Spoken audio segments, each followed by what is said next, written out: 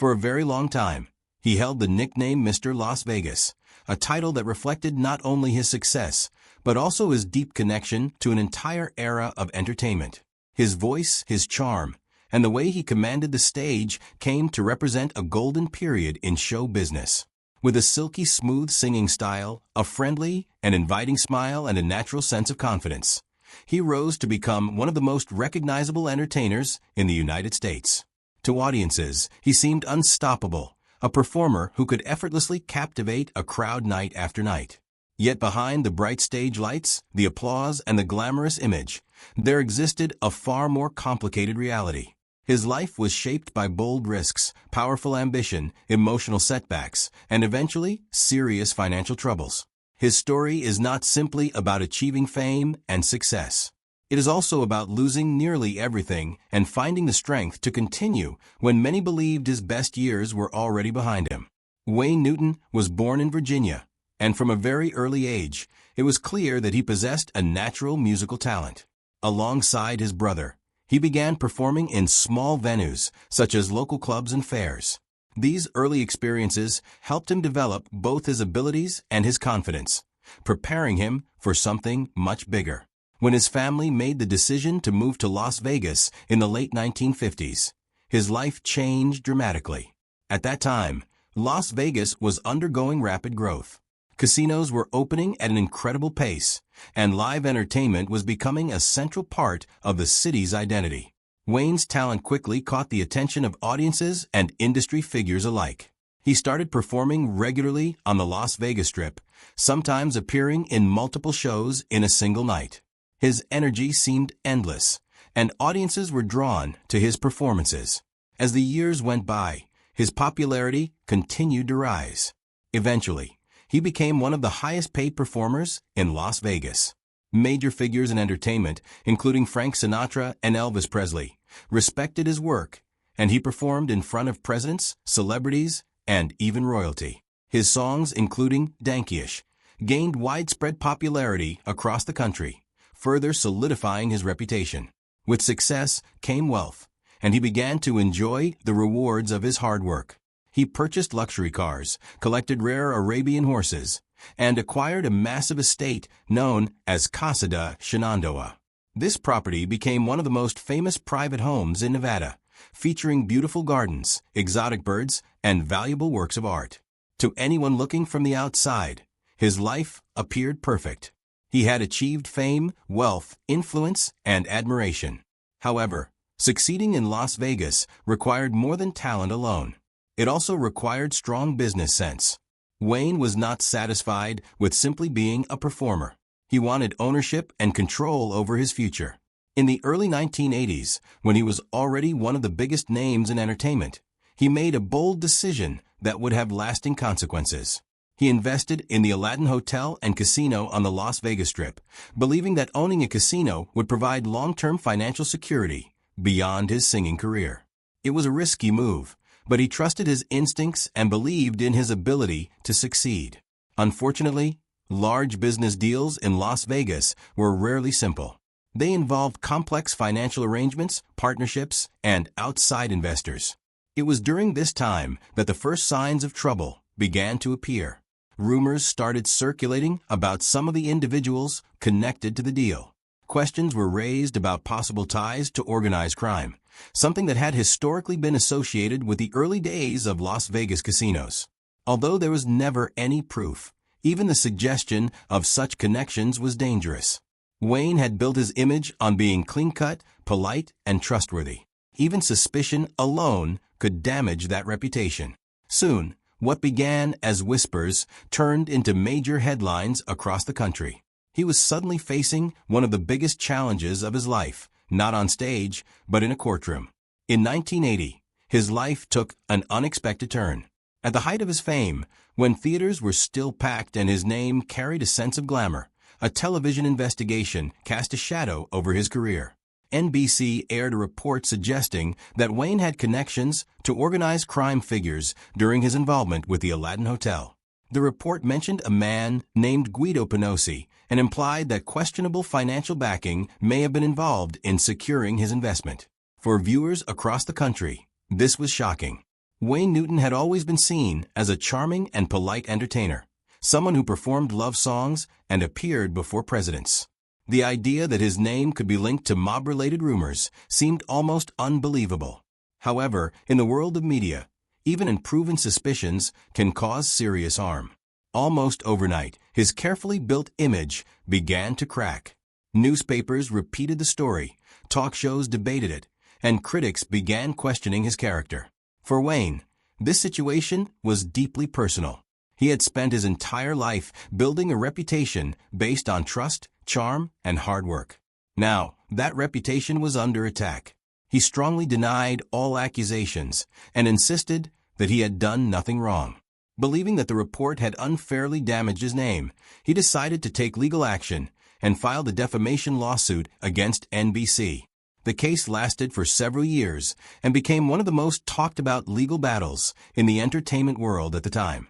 In court, Wayne argued that the network had presented misleading information that harmed his career. At first, it seemed like he had won. A jury awarded him millions of dollars in damages, recognizing the impact the report had on his public image. For a brief moment, it appeared that justice had been served. However, that victory did not last. The amount awarded was later reduced, and eventually, the appellate court overturned the decision entirely. In the end, he walked away without the financial compensation he had hoped for. Even though no criminal wrongdoing was ever proven, the damage to his reputation had already been done. Public perception had shifted, and once doubt enters people's minds, it is difficult to remove. While many fans remained loyal, others began to see him in a different light. Although he continued performing and selling tickets, the shine that once surrounded his name was no longer as bright. Behind the scenes, the pressure continued to grow. Legal fees were expensive, and business challenges increased. At the same time, he maintained a very costly lifestyle. He owned luxury homes, rare horses, and private jets, and he employed a large staff to manage his properties and performances. Maintaining this level of success required constant income, but his expenses began to rise faster than his earnings. The lawsuit not only affected his reputation, but also drained his financial resources. Unlike a stage performance, business mistakes do not disappear once the show is over. They remain and continue to have consequences. The early 1980s marked a major turning point in his life. Wayne Newton was no longer seen only as a beloved entertainer. He had become a public figure dealing with controversy, financial pressure, and growing skepticism. Still, he refused to slow down. He believed that through hard work, he could overcome any obstacle, just as he had earlier in his career. However, the challenges ahead would prove to be far more difficult than anything he had faced before. His fame, which once protected him, now placed him under constant public attention. Every decision he made, every investment, and every rumor became headline news. And as time went on, an even greater financial crisis began to develop. By the early 1990s, the financial strain had reached a critical point. Although he continued to perform and present himself as successful, his financial situation behind the scenes was deteriorating. His lifestyle reflected the height of his fame. He owned multiple properties, including the massive Casa de Shenandoah estate, filled with rare Arabian horses, exotic birds, luxury cars, and valuable collectibles. Maintaining such a lifestyle required enormous expense, from staff salaries to daily operations. At the same time, his income was no longer as strong as it had once been. Las Vegas itself was changing, with new stars rising and entertainment trends shifting. While he remained respected, he was no longer the central figure he had once been. As expenses remained high and income became less predictable, debts began to accumulate. Over time, these debts grew into millions of dollars, including a large amount owed in unpaid taxes to the Internal Revenue Service. Tax debt is one of the most serious financial challenges anyone can face, as penalties and interest increase quickly. Creditors began applying pressure, lawsuits started to appear, and unpaid bills continued to grow. What had once seemed like temporary financial trouble slowly turned into a full crisis. In 1992, he made a decision that shocked many people. He filed for Chapter 11 bankruptcy. While this type of bankruptcy allows for the reorganization of debts rather than complete financial failure, the public did not always see it that way. To many, bankruptcy meant that he had failed. Headlines across the country reported that Mr. Las Vegas was struggling under massive debt. For someone whose career had been built on success and glamour, this was deeply humiliating. The situation became even more difficult as he was required to reveal detailed financial information publicly. His assets, debts, and financial decisions became part of the public record. Creditors demanded repayment, negotiations became tense, and the emotional toll increased. Despite all of this, he continued to perform. Night after night, he walked onto the stage, presenting confidence and professionalism, even while dealing with serious financial problems behind the scenes.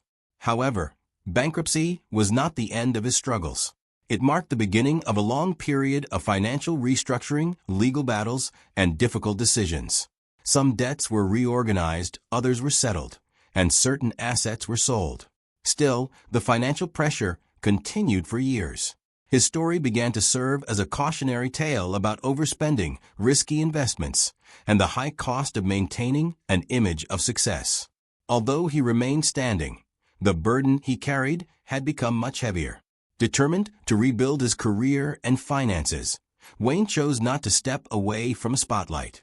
Instead, he sought new opportunities. He partnered with fellow entertainer Tony Orlando to create a new business venture. Together, they launched a theater called Talk of the Town, a name inspired by their shared identities.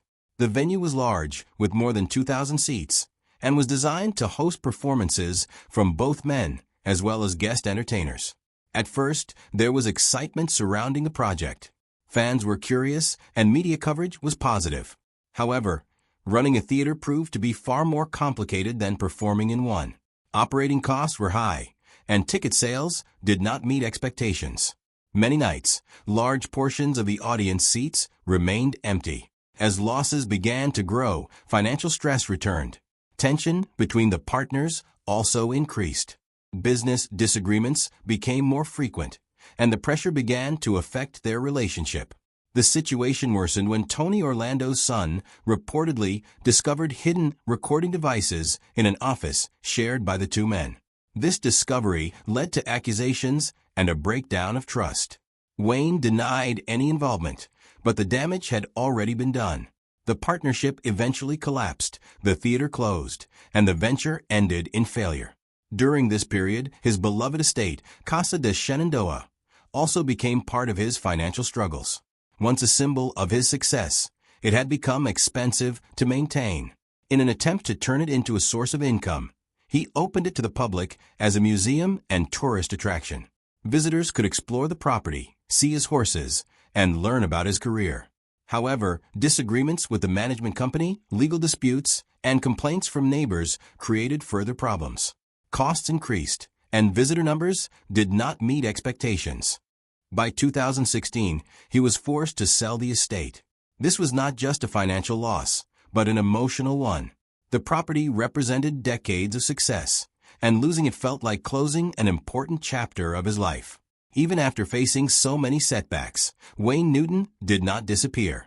At 83 years old, he continues to perform, although in smaller, more intimate venues. His shows now focus on storytelling, sharing memories of performing for presidents and working with legends like Frank Sinatra, Dean Martin, and Elvis Presley. While his voice and appearance have changed with age, his passion for performing remains strong.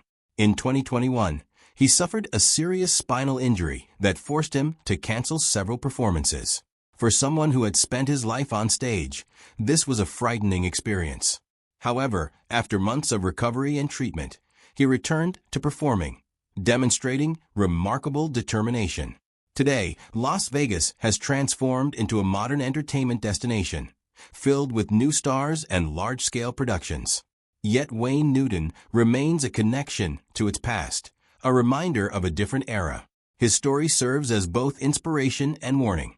It shows how quickly success can fade, but also how determination and passion can endure.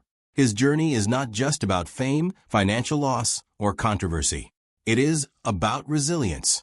Even though his fortune may have diminished, his dedication to performing has never disappeared.